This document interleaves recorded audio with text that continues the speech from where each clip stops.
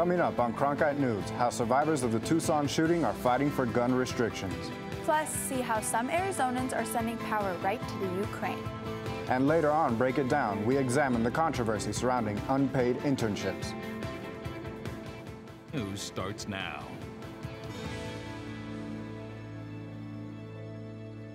Good evening and welcome to Cronkite News on Arizona PBS. I'm Julio Mora Rodriguez. And I'm Nikita Chaturvedi. Thank you for joining us.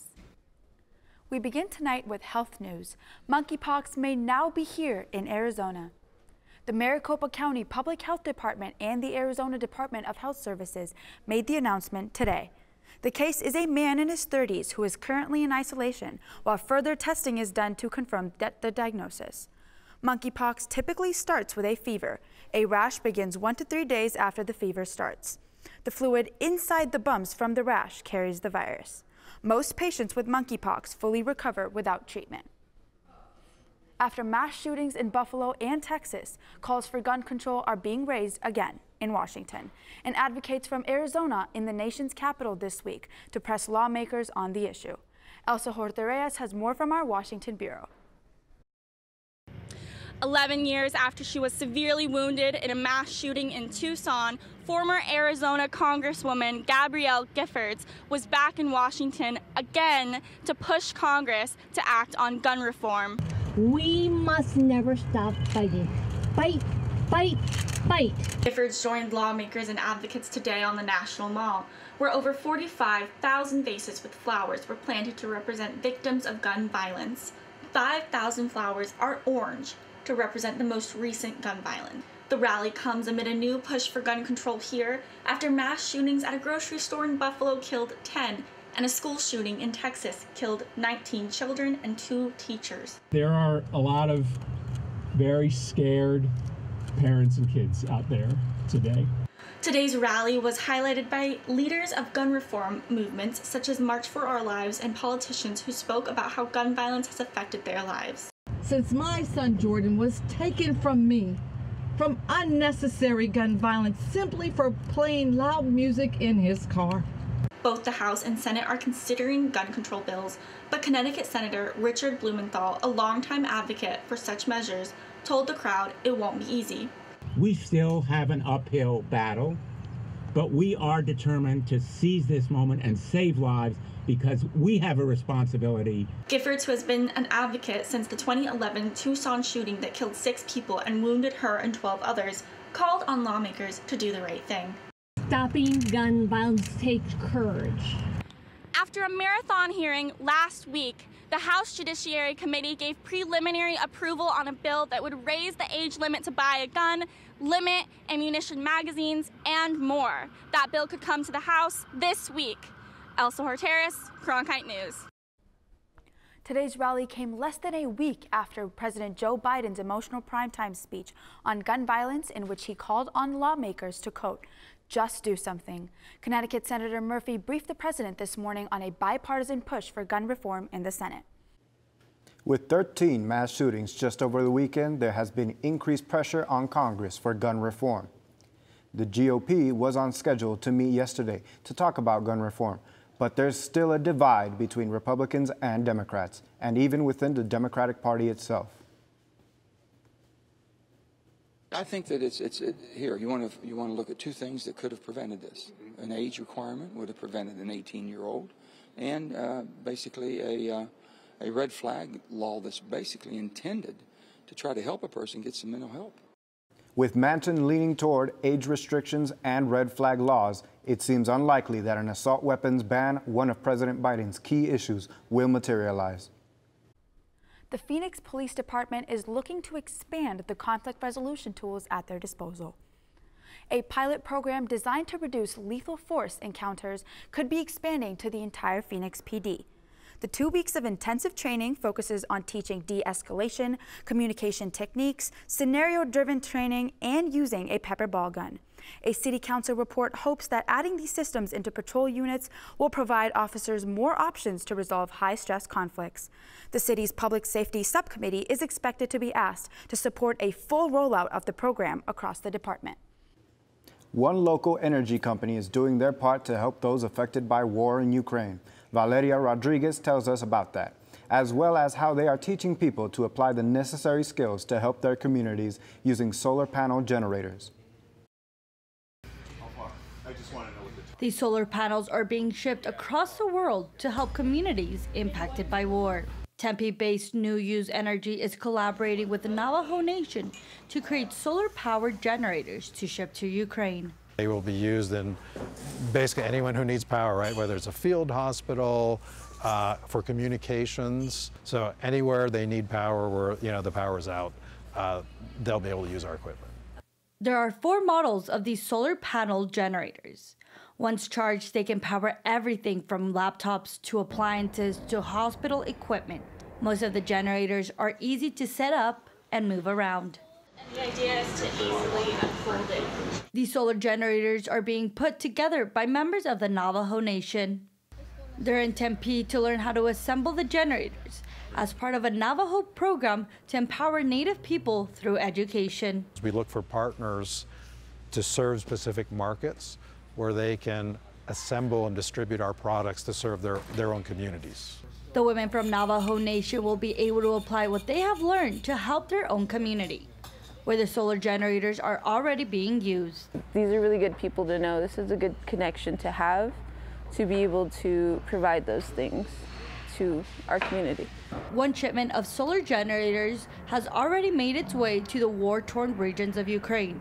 In Tempe, Valeria Rodriguez, Cronkite News. Another 8 pallets of solar panels and generators are expected to ship out this week to help in Ukraine.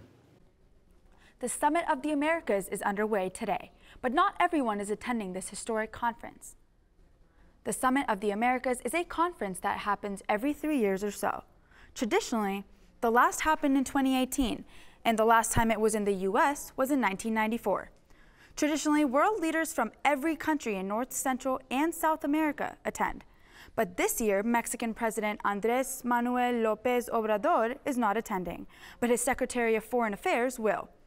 Obrador said he will not be attending the summit in protest of the Biden administration's decision to exclude 3 countries. Those 3 countries are Cuba, Nicaragua, and Venezuela. The USDA announced this week that families with WIC benefits will soon be getting relief. The USDA is now offering waivers to WIC families to get formula that has previously been unavailable to them. The products included in the waiver are from Operation Fly Formula, which has launched in May to bring in formula from other countries. Approximately half of all formula purchased in the U.S. is done through WIC. Next, we turn to Jessica Herrera in the Weather Center to see how much sunscreen we'll need this week. Happy Tuesday, folks. Hopefully you're having a great day so far. Let's take a look at the big picture and what is going on in our nation. As you can see here, storm systems way over Arizona, not much happening here in our state. And what that is going to mean, well, high temperatures, you guessed it right, especially for our friends down here in southwest Arizona. In Yuma, experiencing 106 degrees. Gila Bend 110 degrees, as well as here in Phoenix. And up in the high country, Grand Canyon with 90 degrees is still very hot. Make sure you are staying hydrated even if you're not thirsty, and if you're going around town, that you're checking that back seat for children and pets. Taking a look at our evening planner, we do see sunny skies, 105 and 103 from 6 to 7. And as the evening progresses, well, you're still going to see those high temperatures, right? Even at 10 p.m., 97 degrees, very, very hot. On Wednesday, we're going to have some very light clouds, and that's going to be the same situation for Thursday. But take a look at that, folks. Clouds are going to be moving out of the way. You're going to be seeing those very sunny skies. And even this Saturday, 114 degrees, which is very well still above average. Make sure you are staying hydrated and safe. From the Cronkite News Weather Center, I'm Jessica Herrera. I'm Ruby Aurora. Coming up after the break, I'll have your Cronkite Sports Report. After one of the best seasons in Arizona State softball history, Coach Trisha Ford is moving on. We'll tell you where she's going next.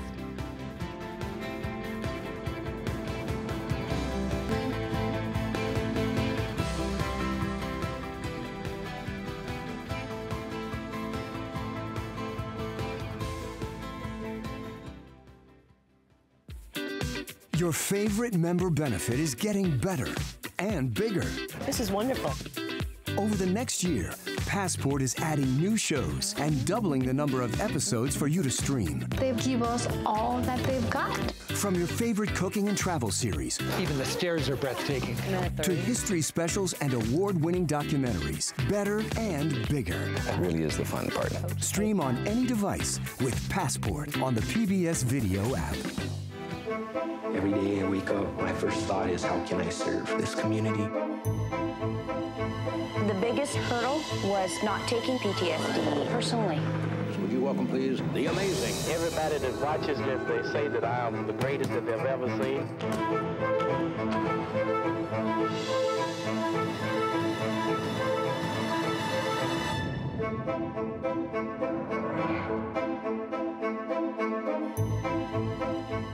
And that's the way it is. Monday, September. Newscasting has changed a lot since the time of Walter Cronkite.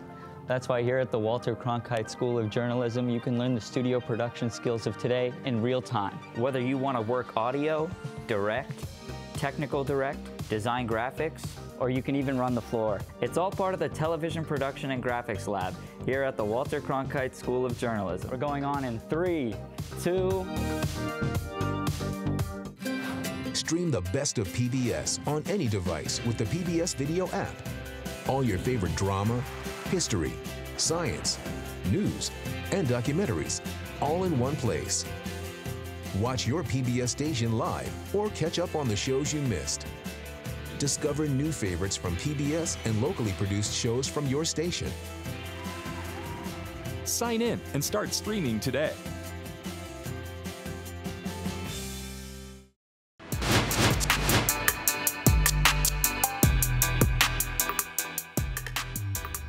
Welcome back to the Cronkite Sports Report. I'm Ruby Aurora. One of the Sun Devil Athletics' best programs over the past year was dealt with a major blow today as it was announced that ASU softball coach Trisha Ford left to take the same job at Texas A&M.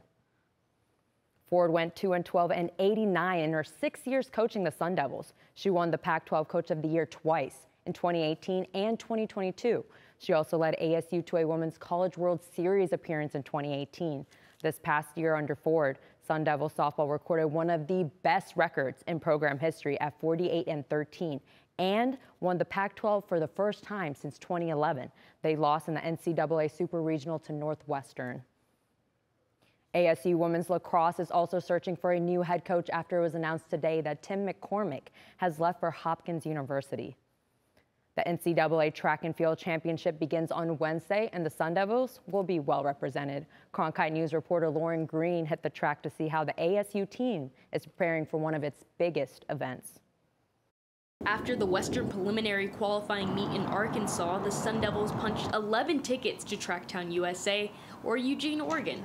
This is the most ever under head coach Deion Miller's tenure at Arizona State. As a head coach, it feels good, you know. Of course, we wanted more, you know, but I do think that, you know, we had an opportunity to, you know, display what this team is about, and I'm excited. 4 freshmen will be representing Arizona State at this meet, including sprinter Adriana Tatum. She's the second fastest freshman in the country in the 200-meter dash that qualified her for nationals, setting a personal record at 22:77. It's kind of crazy because I didn't think I was going to end up here at all. I thought, like, Pac-12s was, like, going to be my top. The Sun Devils are obviously comfortable competing here at Sun Angel Stadium. But after competing in Oregon at the Pac-12 Championships, they'll have a little bit of familiarity at Hayward Field, where they'll be running, jumping, and throwing at the NCAA National Championships. I definitely feel way more comfortable that I was able to run a few races already there. On the women's side, ASU will have representation in the 200-meter dash, along with shot put, discus, and hammer throw. And for the men, we'll see Sun Devils in the 400, 800, 5K, high jump, shot put, and discus. With the quad group of freshmen representing a portion of these Sun Devils, ASU track and field could have a high ceiling in years to come. It's been a long haul to get the freshmen here, and, you know, I think you see the future is bright, you know, for Arizona State track and field in terms of, you know, what a wonderful performance by all of our freshmen. From Tempe, Lauren Green, Cronkite News. The Cardinals started their 3rd week of organized team activities yesterday, with the defensive linemen continuing to work with the new assistant coach, Matt Burke. Burke has been with the NFL the past 18 seasons. He comes to Arizona after spending the last season with the New York Jets as the team's director of game management. As the new defensive line coach, Burke will be tasked with continuing the growth of the younger players in his unit, as well as building rapport with star J.J. Watt. He's extremely smart. He's very detailed on what he wants and how he sees the D-line playing, and then he puts it into practice extremely well, both in the meeting room and on the field. And he does a great job of explaining in the film room what he wants and breaking down the film and teaching you exactly what he'd like to see, and then taking it on into the field and drilling it. Arizona baseball made a thrilling comeback against Miami Sunday and faced off against Ole Miss yesterday in the Coral Gables Regional Final of the NCAA tournament. In a rematch of the opening game of the tournament, which the Wildcats lost. Once again, Ole Miss dominated. Tim Elko clobbered 3 home runs, and Kemp Elderman added a grand slam in the 22-6 blowout. It's the revenge for Ole Miss after the Wildcats beat the Rebels in the Super Regional round last year. Arizona finishes with a 39-25 record under first-year head coach Chip Hayel. That's it for Cronkite Sports Report. Back to you, Nikita. You know it, you love it. You fought your family over it. It's Monopoly. And soon, you could have a Monopoly game based on one Arizona city. Top Trumps USA, who makes the Monopoly games, is making one based off of Scottsdale. And the company wants residents to help choose the landmarks. The game will put Scottsdale landmarks over the boardwalks and railroads on the board.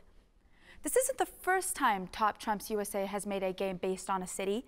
You can find Monopoly games based on Palm Springs and Manhattan Beach, if you know where to look. Now, if you have an idea you think you should be on the game, you can submit your suggestion to Scottsdale at toptrumps.com. That's it for Cronkite News tonight. Thanks for joining us. For top Arizona stories anytime, go to cronkitenews.azpbs.org.